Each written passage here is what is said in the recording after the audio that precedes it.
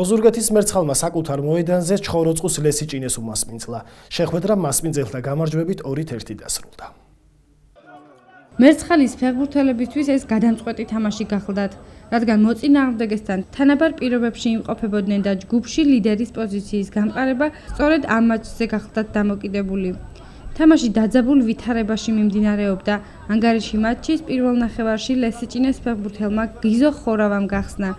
მასპინძლებმა პირველივე ტაიმში გაათანაბრეს ანგარიში. თავი მერაბ ანდღულაძემ გამოიჩინა. მეორე ტაიმი მასპინძელთა უპირატესობით წარიმართა. გადამწყვეტი გამარჯვების გოლი კი მერცხალს სერგო ჩიგოგიძემ მოუტანა. შეხვედრა საბოლოო ანგარიშით 2-1 დასრულდა. შემდეგი თამაში ოზურგეთის მერცხალს 6 აპრილს ქუთაისში აქვს, სადაც ისინი ტორპედო 2-ს დაუპირისპირდებიან. დაძაბული თამაში იყო პირველი წუთიდანვე. თალია ვაგებდით, მაგრამ მოვახერხეთ 2 გოლის გატანა და ძალიან ბედნიერები ვართ გამარჯვებით.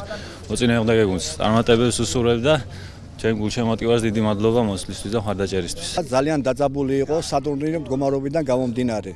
მოწინააღმდეგეს ჩხოროწყუს ჰქონდა 6 ქულა 2 თამაშიდან და ჩვენს ჰქონდა 6 ქულა 2 თამაშიდან. ამიტომ გადამწყვეტი ბრძოლა იყო. რაც შეეხება ჩვენ გუნდს, ძალები არ დაზოგეს, ბოლომდე დაიხარჯნენ და გამარჯვება მათ დარჩათ. მულოცავ ოზურგეთის მერცხალს ამ გამარჯვებას.